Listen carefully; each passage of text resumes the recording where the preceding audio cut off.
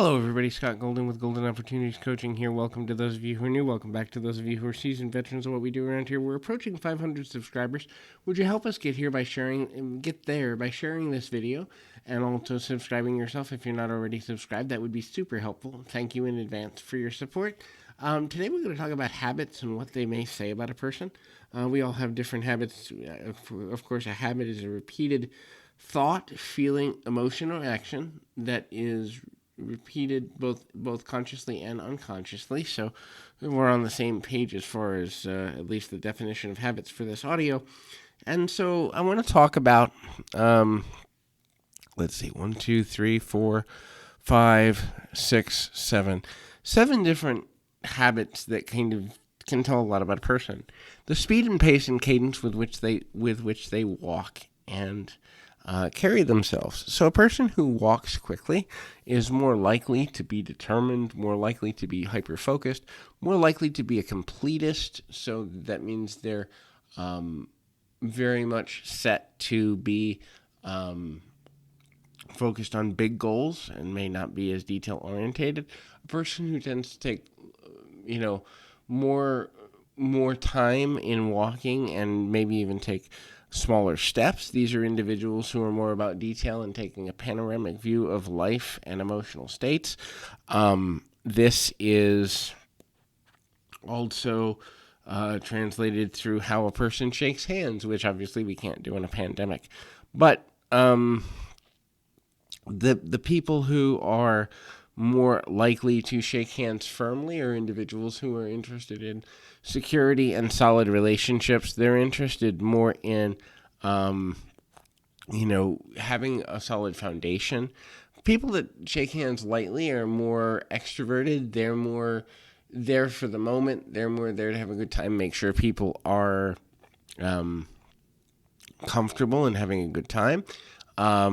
So another thing that can factor into habits is people's online habits. If you are a person who sends, let's say, shorter emails, you're again more big picture focused. You're going to ask a direct question, hope for a direct answer. You're also going to be, if you send shorter emails, there is research that suggests you're more likely to respond to emails quickly because you don't want to, A, keep a person waiting, and B, you're more likely to have things in a streamlined way where you answer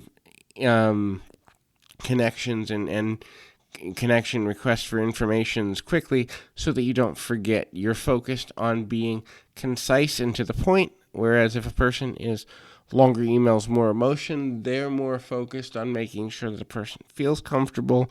They also may be more prone to anxiety or being worried about upsetting a person.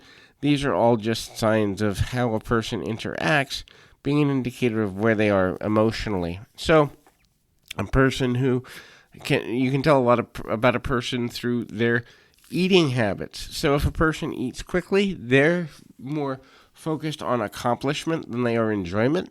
And so a person who eats quickly is also more focused on how much they can fit into a day. In other words, time, and they may be objective based. I got 8 things done today.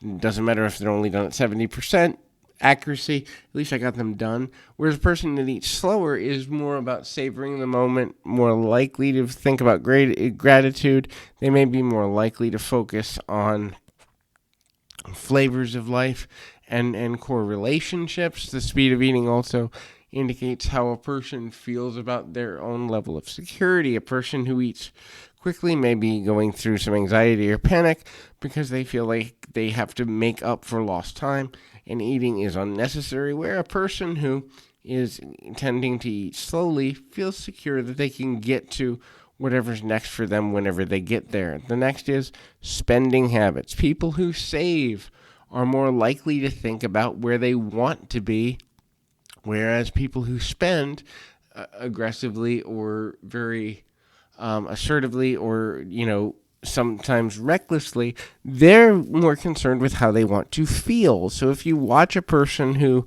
spends, a lot of money on fringe items, you can also kind of look at how they express emotions, and they may be more up and down, more varied, where a person who plans their purchases, tends to think before they react, tends to think before they express emotion, and that's just an interesting thing. Repetitive tics can be an indication of anxiety, but also um, the search for sense of belonging. So people that are on the like the ASD spectrum, and that if they have a tic that's consistent but not noticeable to most people, they're either looking for security of repetition. And I've got to grab my phone, so we'll be back in 1 second there.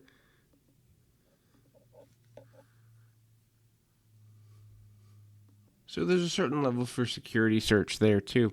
The last one is handwriting. So people that have more sloppy handwriting are more fast thinkers, quick thinkers, or people who might have some degree of almost overload of information.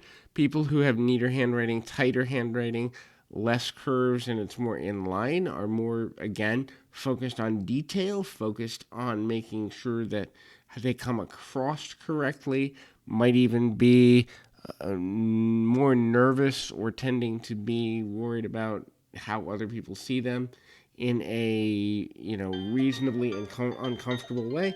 And I will close with that because my phone's ringing again. Till next time, keep your feet on the ground, your mind in the moment.